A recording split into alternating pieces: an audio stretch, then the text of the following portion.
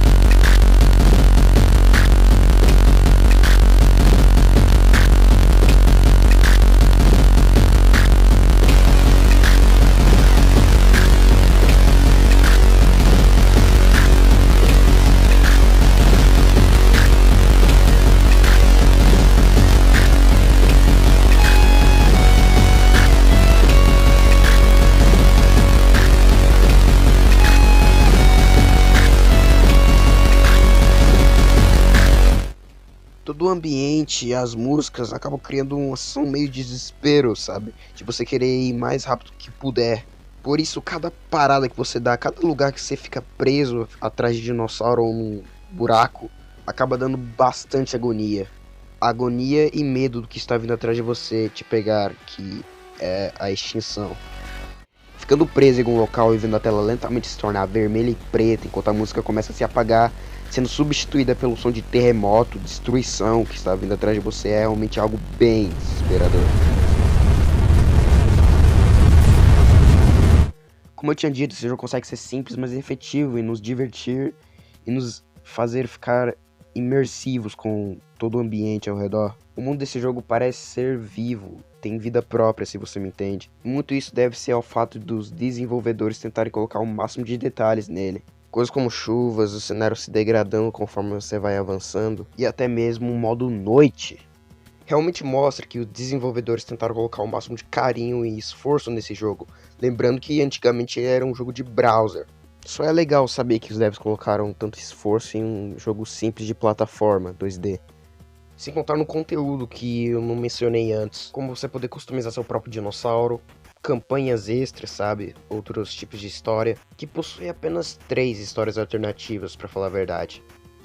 E elas são a Challenge, que é a campanha normal do jogo, e a Interplanet D, que tem o objetivo de ser a mais alienígena possível, sabe? Também tem mais uma, que é a Hell Run, que é uma campanha de Halloween, sabe? Você pode até voar em umas certas fases.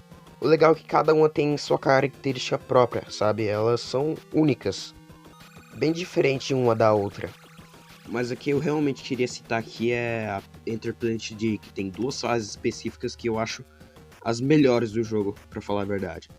Bom, esse modo história começa normal, que nem a anterior que você jogou, só mudando pelo fato dessa campanha ser muito mais colorida que a outra. Além de ter a dificuldade aumentada e ser bem mais caótica em alguns momentos. Beleza, agora falando sobre as fases. As 2 específicas que eu queria mencionar aqui são a fase 3 e a fase 4. Começando pela fase 3, ela é de longe a fase mais caótica do jogo. Pode ser bem difícil jogando ela pela primeira vez. E se você não jogou a campanha que antecede essa, a principal do jogo, mas que logo se torna bastante fácil depois que você aprende sobre os controles e libera todos os upgrades que tem em cada final de fase. E sim, eu esqueci de mencionar, mas esse jogo tem upgrades que você pode fazer no seu dinossauro. Beleza, mas voltando pra fase, simplesmente tudo nela é da hora, sabe? Desde sua paleta de cores ser bastante vibrante e bem colorida, que acaba criando essa atmosfera meio bizarra, sabe?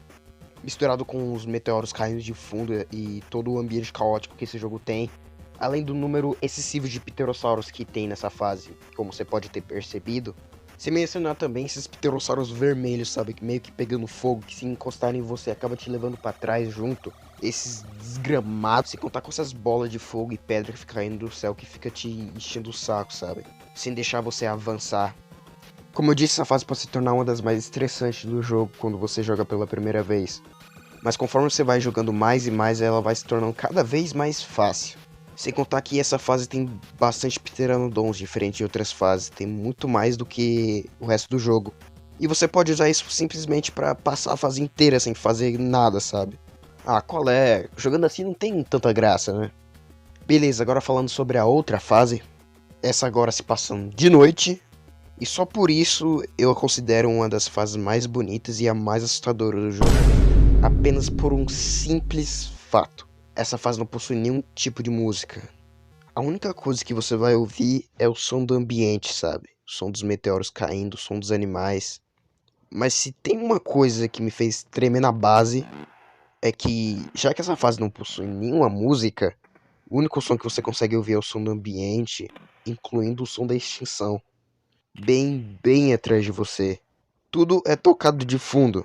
Isso significa que cada vez que você ficar preso em um lugar, por um segundo sequer, o som da extinção vai ficando cada vez mais alto e mais alto. E isso junto com a falta de visão, já que essa fase se passa de noite, então é tudo preto. Você meio que acaba se desesperando, sabe? Querendo ir cada vez mais e mais rápido.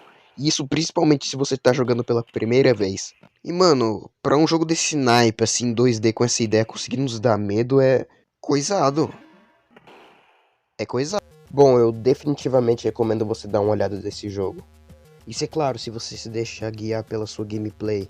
Eu tenho quase certeza que você vai ter alguns bons momentos jogando ele. Bem, esse foi o meu vídeo. Eu espero que vocês tenham gostado e até mais.